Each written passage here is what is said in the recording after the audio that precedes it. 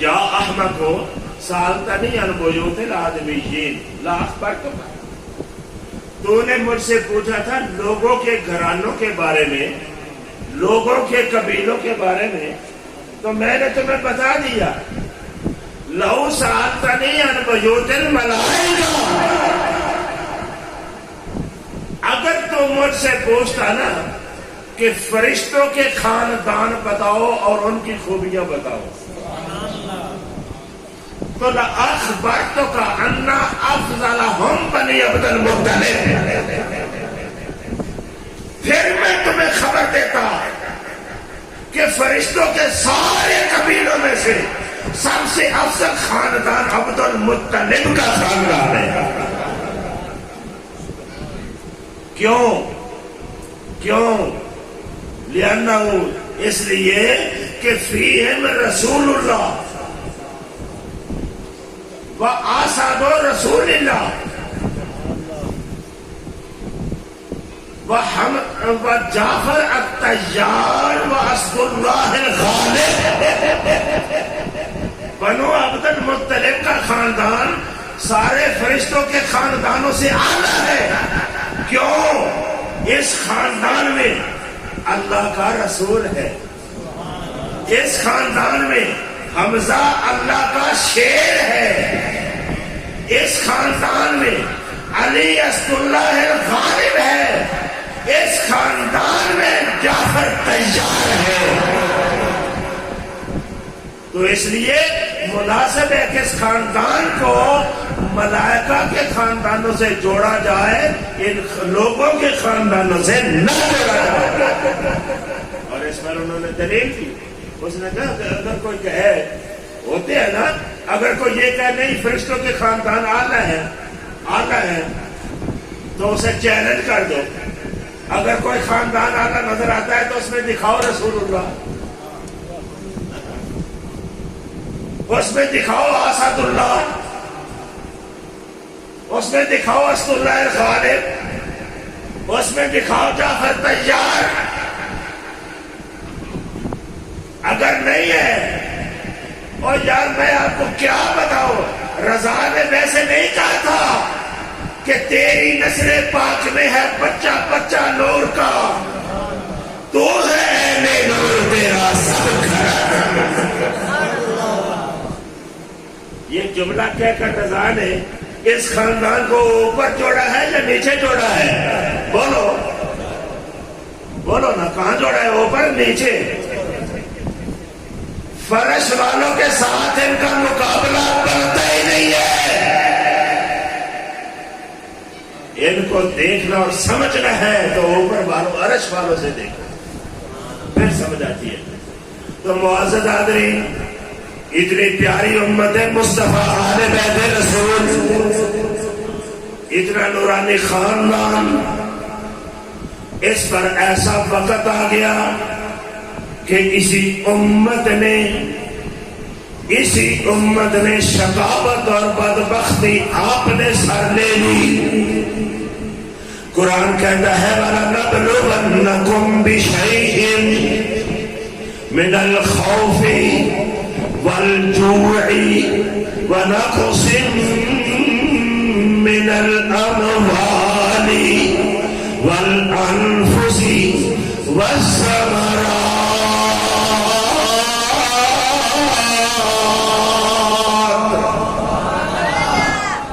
اے لوگوں، میں ضرور تمہارا امتحان لوں گا، تمہاری آزمائش کروں گا. یا اللہ مالک ہے تو غریبوں کی آزمائش کیا کرے گا؟ فرمایا آزمائش ضرور کروں گا. آزمائش کیوں کی جاتی ہے؟ یہ لفظ ہے نبلونکم، اس کی افتعال سے مصدر استعمال ہوتی ہے، کہتے ہیں ابتلا. ابتلا کا معنی ہوتا ہے آزمانا، پرکھنا، جانچنا. تو پرکھا کیوں جاتا ہے، جانچا کیوں جاتا ہے؟ کوئی بھی چیز ہو اس کی آزمائش اس لیے کی جاتی ہے کہ پتہ چل جائے کہ یہ چیز کھری ہے یا کھوٹی. برتن بھی لینا ہو نا، مٹی کا ہانڈی بھی لینی ہو، برتن، تو اس کو کھڑکاتے ہیں. کیوں بلا؟ یہ ہے ابتلا، یہ ابتلا ہے، پتا چلے کہ ٹھیک بنی ہے یا اس میں کچھ نقص ہے۔ اللہ کہتا ہے میں نے تمہیں ایمان دیا، تم کلمہ پڑھ رہے ہو، تم یہ دعویٰ کر رہے ہو ہم رسول اللہ کے غلام ہیں، کرتے ہو نا دعویٰ؟ تم یہ دعویٰ کر رہے ہو کہ ہم عزت رسول کے، نام بولو سبحان اللہ، ہم عزت رسول کے پاسباں ہیں، پاسباں عزت رسول کے، تو صرف جہاں پر رک نہ جایا کرو، آگے بھی کہا کرو ہم چادر بطول کے، اونچا کو ہم چادر بطول کے، ہم عزت رسول کے، ہم چادر بطول کے۔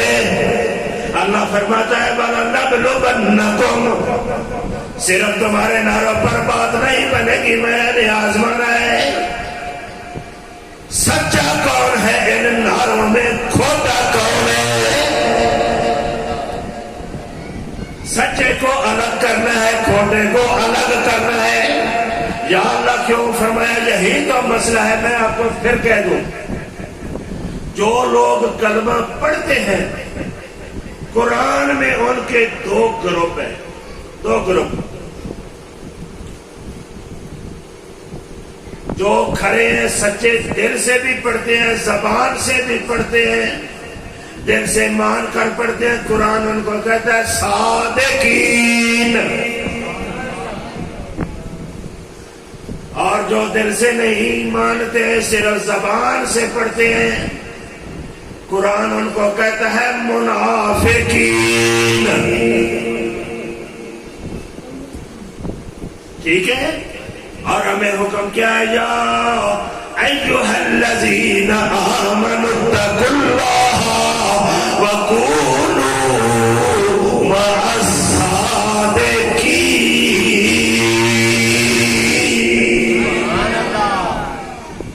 اے ایمان والو، کلمے کا اظہار کرنے والوں، پڑھنے والوں، تمہیں جچتا ہی نہیں کہ کھوٹوں کے ساتھ رہو، ان سچوں کی پارٹی میں رہو جو دل سے مانتے بھی ہیں، زبان سے پڑھتے بھی ہیں، دل سے مانتے بھی ہیں، پڑھتے بھی ہیں۔ وَلَنَبْلُوَنَّكُمْ، میں آزماؤں گا صادقین والے کون، منافقین والے کون۔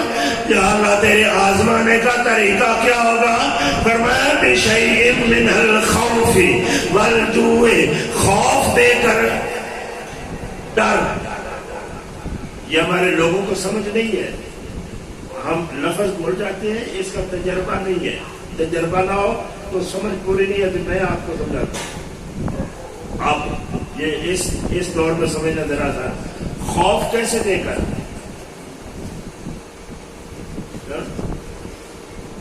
کہ حکمران ماریں گے۔ میں کوئی سیاسی بات نہیں، صرف جملہ، حکومت کے ڈر سے زبانیں بیان دینے سے روک نہیں جاتی۔ بولو، یہ تو ہر بندہ سمجھتا ہے۔ یہ ہے خوف، یہ ہے من الخوف، یعنی خوف مسلط کروں گا، پھر اس خوف کے ماحول میں پھر دیکھوں گا کہ میرا کلمہ حق کون بلند کرتا ہے۔ خوف میں یار یہ موت کو گلے لگانا ہوتا ہے، یہ آسان نہیں ہے۔ اللہ کا امتحان، اللہ امتحان لے رہا ہے، آسان نہیں۔ والجوع، بھوک دے کر،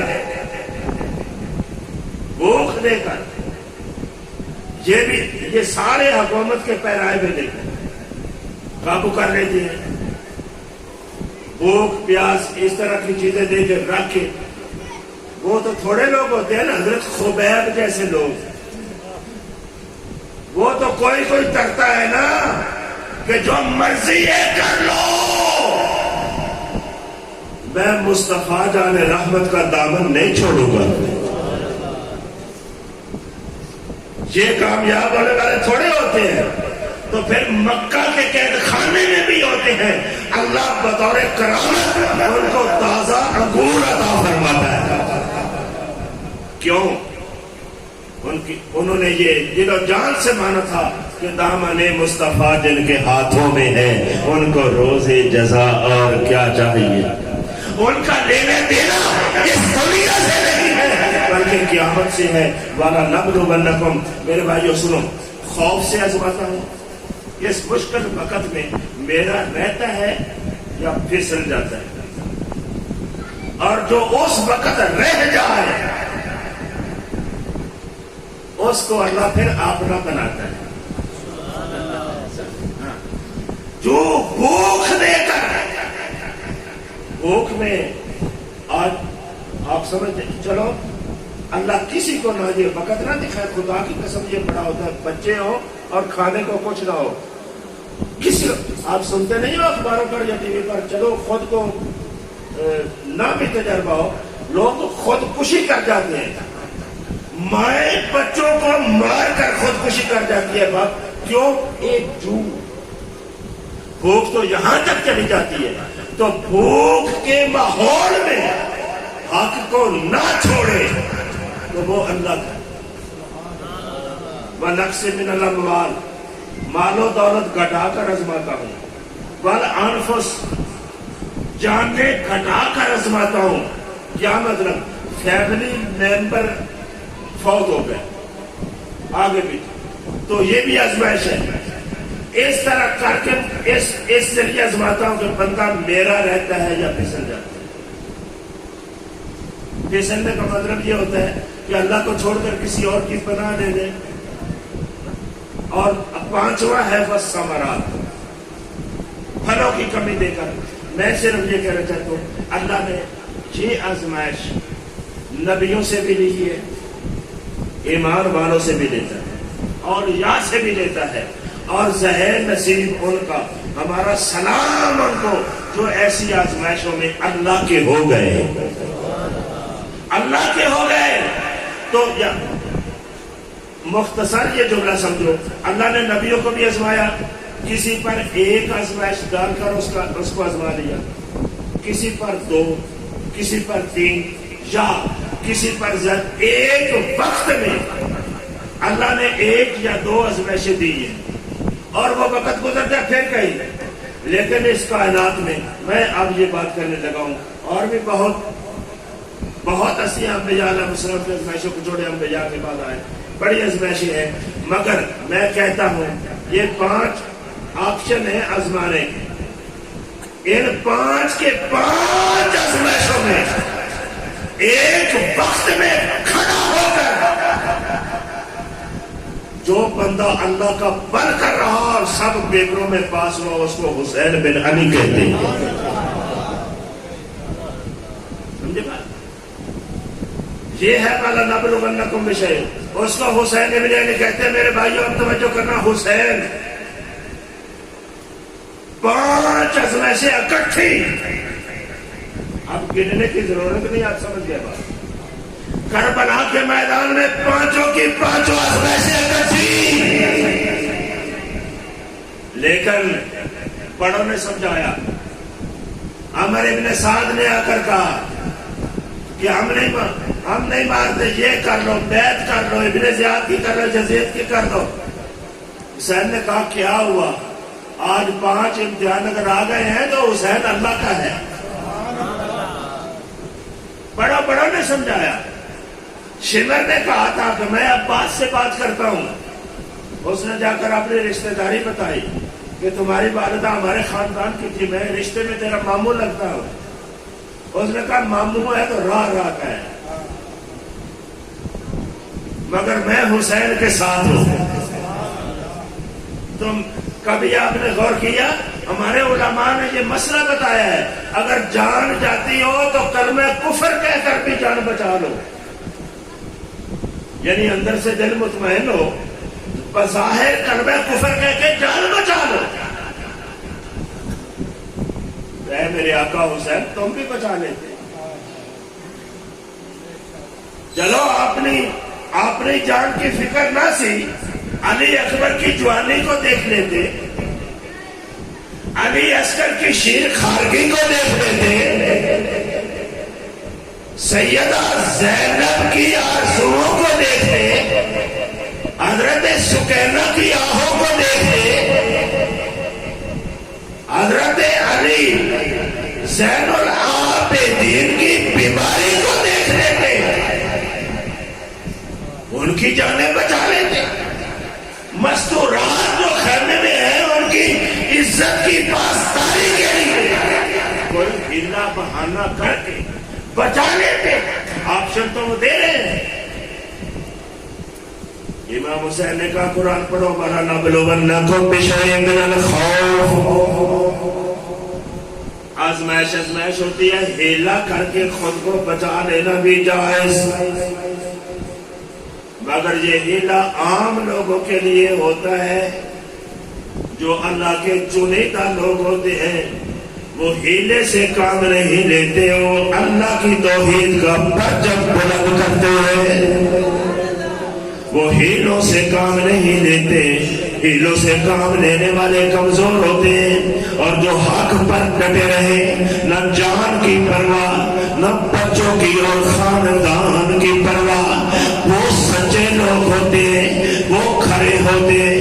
اقبال نے کہہ دیا نقش الا اللہ بر صحرا نوشتے سطر عنوان نجات مانوشتے. انہوں نے کوئی ہیلوں سے کام نہیں لیا، انہوں نے قربانی دے دی، ادھر آزمائشوں میں کامیاب ہو گئے، مصطفیٰ کی امت کو درس بھی دے دیا اور لائق عمل بھی دے دیا. لوگوں کوئی بھی امتحان آ جائے تو یاد رکھنا، پھسلنا نہیں، بلکہ وَكُونُوا مَعَ الصَّادِقِينَ.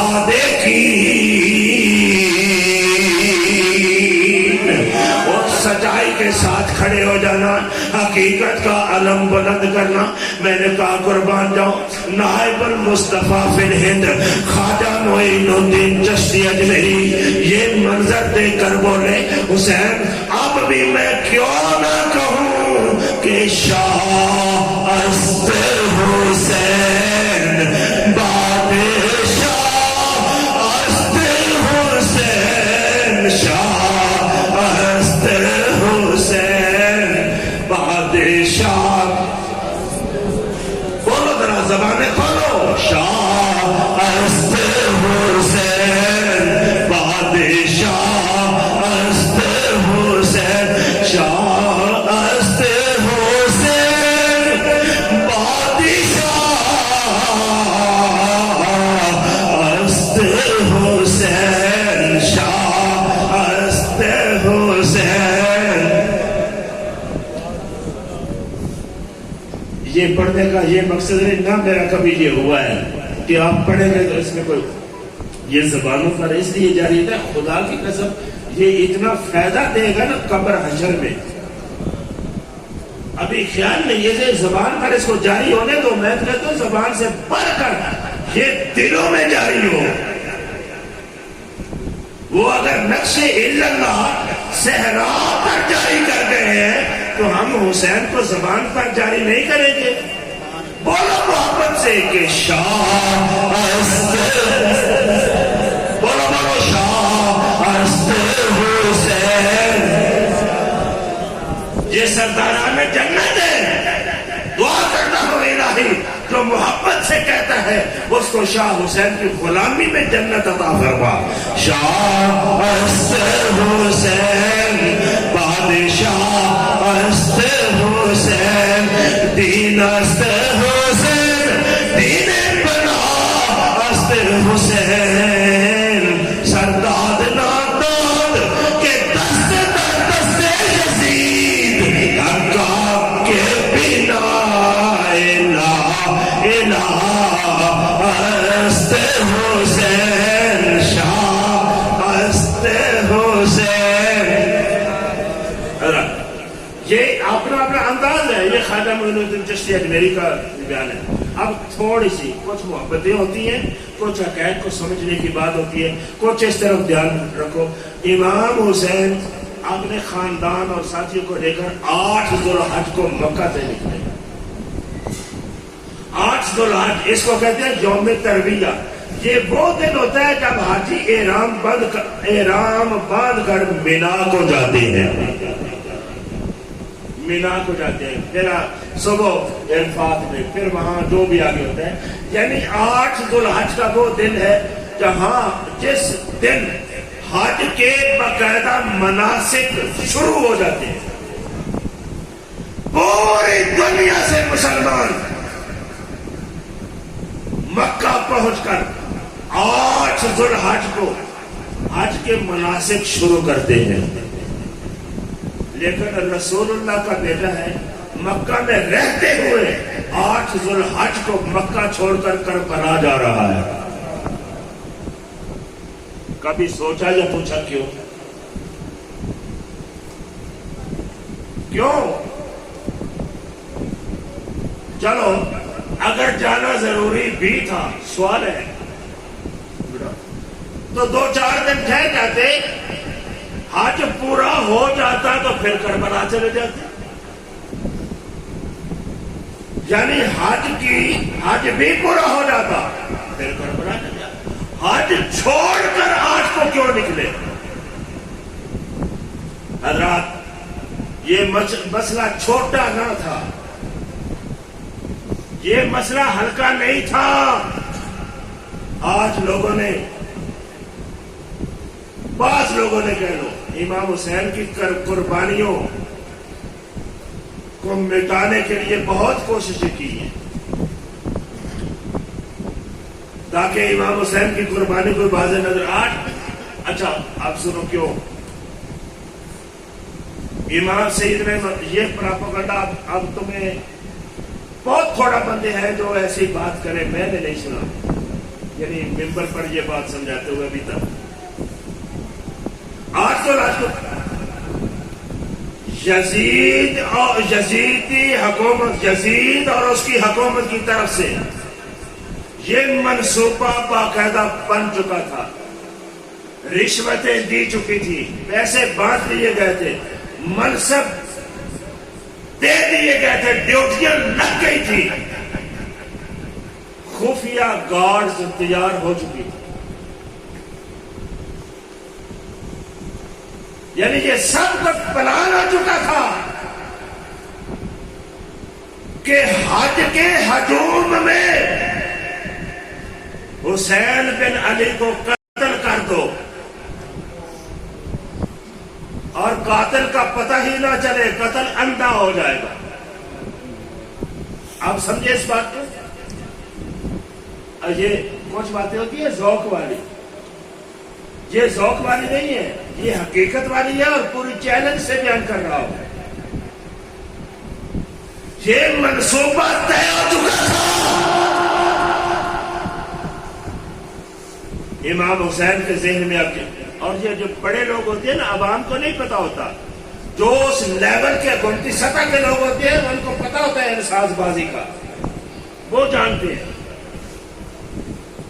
امام حسین سے ادھر سے کوفے سے خطوط کیوں آ رہے تھے بھلا, یہ آپ کو پتا ہے؟ اور کوفے سے خطوط کیوں آئے جو ہمارے پاس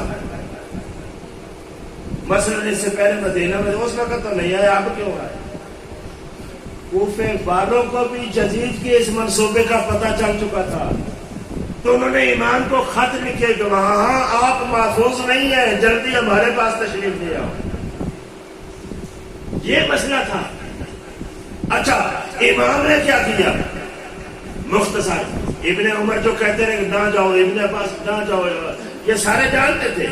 تو امام نے کہا تھا کہ مجھے یہ بتاؤ کیا میرا جانا خطا ہے؟ ابن عمر نے قسم اٹھا کر کہا تھا کہ ہمارے کیا مجال کے رسول اللہ کے بیٹے کو خطا پر کہے. قسم اٹھا کر کہا, فرمایا خطا نہیں, روک اس لیے رہے ہیں کہ خطرہ ہے، خطرہ اور ہوتا ہے، خطا اور ہوتی ہے. تو بہرحال امام علی مقام رضی اللہ تعالیٰ عنہ نے، آپ نے فیصلہ کیا میں رسول اللہ کا بیٹا ہوں، میں سیدہ پاک کا نور نظر ہوں، میں اندھے قتل کی بھیڑ نہیں چڑھنا چاہتا کہ اندھا قتل ہو جائے، کسی پر حق واضح ہی نہ ہو. میں اس ہجوم میں اس طرح نہیں جانا چاہتا. اس سے بہتر ہے کہ ننگے آسمان تلے کھلے صحرا میں اللہ کا پرچم لہراتا ہوا اس دنیا سے جاؤ، تاکہ پھر قیامت تک لوگ کربلا کو حسین کے نام سے یاد کرتے اور حسین کا مشن یاد کرتے رہے. تو پھر کہتے رہے کہ حشر تک کہے گی دنیا کربلا والا حسین، دین کا پانی تے پڑیا لا الہ والا حسین. اسی لیے اگر وہاں میلاد میں یا الفاظ میں کوئی اندھا قتل، حکومتوں کے لیے کون سا مشکل ہوتا ہے بندہ مرانا؟ اگر جہاں ہو جاتا تو تب جاتا، مشن واضح نہ ہوتا. امام نے فیصلہ کیا کہ میں رسول اللہ کا بیٹا ہوں، تب نہیں جاؤں گا، میں ایسا کچھ کروں گا، ایسا کچھ اللہ کی توحید کے نعرے بلند کر جاؤں. اس لیے وہ کہا تھا کسی نے کہ قتل حسین اصل میں مرگ یزید ہے. حسین زندہ، اسلام زندہ ہوتا ہے ہر کربلا کے بعد. امام حسین نے کربلا میں وہ کر دکھایا کہ جس کے بعد اسلام زندہ ہو. اسلام یہ بلا کیوں پہلے زندہ نہیں تھا؟ نہیں تھا. یہ ہم لوگوں کو پتہ نہیں ہے. ابھی حضور کو پردہ فرمائے 50 سال ہوئے ہیں، اسلام کے نقشے بدل گئے تھے، خد و خال بدل گئے تھے. حسین کی شہادت کے بعد پھر اسلام زندہ ہونا شروع ہوا. زندہ لوگ سمجھنے پر مجبور ہو گئے آخر حسین کا جرم کیا تھا. پھر بالآخر یہاں پر جو اور تو جرم بنتا کوئی نہیں، بس یہ تھا کہ یزید ایسا کرتا ہے، حسین کہتا تھا کہ یہ اسلام نہیں، اسلام یہ ہے. تو پھر یہ ہے اسلام کی قدریں زندہ ہونا، یہ اسلام زندہ ہوتا ہے کربلا کے بعد. بہرحال وقت تھا، مولانا آزمائش آ گئی، آ گئے کربلا میں. بچے مستورات جنگ کے لیے نہیں آئے تھے، جنگ مسلط ہوئی. جنگ کے لیے نہیں آئے تھے، جنگ مسلط ہوئی. امام حسین کیوں لڑے؟ اس لیے کہ اسلام کی تعلیم ہے کہ اولا لڑنا نہیں، لڑنا نہیں، جنگ نہیں کرنی. اگر کوئی جنگ مسلط کر دے تو پھر ہاتھ باندھ کر مرنا جرم ہے. یہ مسئلہ سمجھو، یہ دین کا مسئلہ ہے. آج بھی جان چھڑاؤ، جنگ نہیں لڑنا چاہتے یار، مارے بندے تو کوئی اور دور، مگر کوئی چارہ ہی نہ ہو، سر پر مسلط کر دے میں لڑوں گا، پھر ہاتھ باندھ کر نہیں مرنا. تھوڑی طاقت ہے جتنے بھی ہے، ہاتھ پیر ہلانا تم نے ہے، نتیجہ خدا پر چھوڑنا ہے. یہ اسلام کا سبق ہے.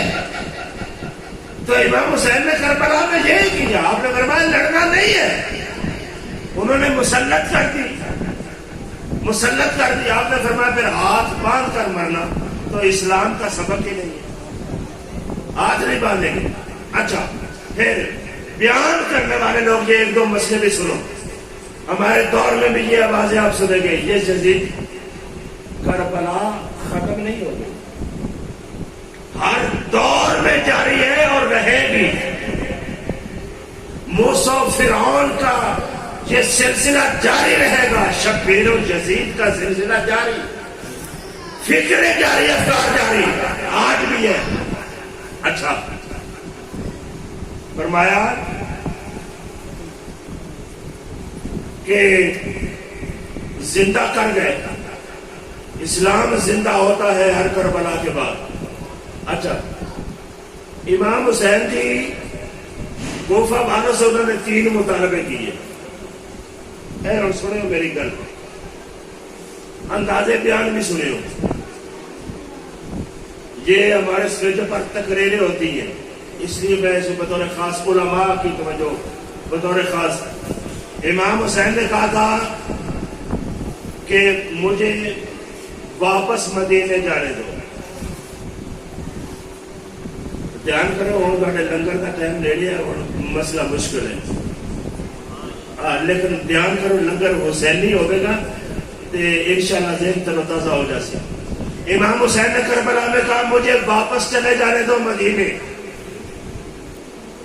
ایک گل سنیے تو سر بولو سنیے کہ گاٹی سن دو بول کے. اب بہرحال واپس مدینے جانے دو. دوسری کسی سرحد کی طرف نکل جانے دو. اور تیسری بات مجھے سیدھا یزید کے پاس لے چلو، میں اس کی بیعت کرتا ہوں. یعنی ابن زیاد کتابوں میں بھی یہ بعض کتابوں میں لفظ درج ہے. یہ نہ مطلب یہ توجہ کرو، مولوی اور سمجھا کے رہے ہیں. مولوی اور سمجھا رہے ہیں کہ امام حسین ہوتے بے پاس ہو گئے اور جی نے کسی کی محنت کری دی سر چھاڑ یا میں مدینے تر جان دے پیچھا یا میں سرحد ال تر جان دے یا میں یہ تو ابن زیاد جائی کہ نہ لڑو میں جزید کو تر جان دے میں آپ پہ جا کے بیعت کر لینا دمشق. میں تو نے یہ دسنا چاہنا جس تو میں تو نے دسنا چاہنا کہ انہوں نے میرا جھوٹ جی حسین یہ آخنا ہوں اتنے آ کے کہ میں نے پیچھا مدینے جان دیو، اگر یہ اتنے آ کے آخنا ہوں تو ابن عمر کے آخر اتنے مکے ہی کھلوتے رہنے نا نکلے کیوں نہیں. یہ امام حسین کے کردار کو ہلکا دکھانے کے لیے کوئی نہیں کہا امام حسین نے ایسا.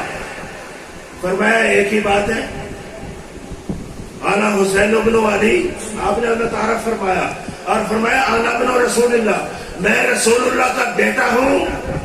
آنا ابنو کے لفظ بولے آپ نے، آنا ابن رسول اللہ، میں رسول اللہ کا بیٹا ہوں اور رسول اللہ کے دین کے لیے کھڑا ہوں. اور جنگ بالکل نہیں چاہتا، اگر تم نے مسلط کر دی پھر ہاتھ باندھ کر مرنا میں حرام سمجھتا ہوں. بالکل اس کے علاوہ کچھ نہیں کیا. یہ طرح بلکہ آج تو تقریر میں بالکل ختم کرتا ہوں، وقت میں دیکھ رہا ہوں، لیکن یہ کچھ باتیں ہوتی ہیں ضروری بھی. آج کل امام حسین کے نام سے محفلیں ہو رہی ہیں اور اس میں میں جانتا ہوں اس میں تعلیم اس طرح کی دی جا رہی ہے. یہ جی زیادتی ہے، کچھ کوئی نہیں، انہوں نے پانی بند کوئی نہیں کیا تھا اور تحقیق کے نام پر بڑے بڑے لوگ یعنی خود کو بڑا سمجھنے والے، بڑے ہیں یا نہیں ہیں، خود کو بڑا سمجھنے والے یہ تحقیق پیش کر رہے ہیں. جی کوئی پانی بند نہیں ہوا. اچھا پھر کیا ایک آدمی نے نام نہیں لیتا، میں آج کل بڑے بڑے محققین بنے اور ہے جانتے بھی ہیں، کہا یہ جو روایتیں ہیں نا جن میں لکھا ہوا ہے کہ فرات پر پانی بند کر دیا گیا تھا، فرات کا 3 دن سے یعنی 7 کو 3 دن بند رہا. وہ مولوی صاحب کہہ رہے ہیں یہ روایتیں ساری جو ہیں ان میں صحیح کوئی بھی نہیں، صحیح نہیں ہے، یہ روایتیں صحیح نہیں ہیں. لیکن ساتھ ہی کہہ رہے پانی بند نہیں ہوا. اچھا میں نے اتفاق سے اس محرم میں نے لکھ کے بھی بھیجا، میں نے کہا کہ جن روایتوں میں یہ ہے کہ پانی بند ہوا وہ تو صحیح نہیں ہے آپ کہہ رہے ہیں. میں نے کہا کہ وہ صحیح روایت جس میں ہے کہ پانی بند نہیں ہوا وہ تم پیش کر دو. تم توتے ہو ان کے مولوی صاحب. میں نے کہا کہ تم وہ صحیح روایت پیش کر دے جس میں یہ لکھا ہو کہ پانی بند نہیں ہوا. تمہارے یہ اس کا مطلب یہ ہوتا ہے کہ دوسرے لفظوں میں سادہ کہہ دوں کہ ہمارے اندر ایسے لوگ موجود ہیں جو طریقے سے یزید کی صفائیاں بیان کرتے ہیں، حسین کی قربانیوں کو مدھم کرتے ہیں. ایسے لوگ موجود ہیں. اور یہ جو لوگ ہیں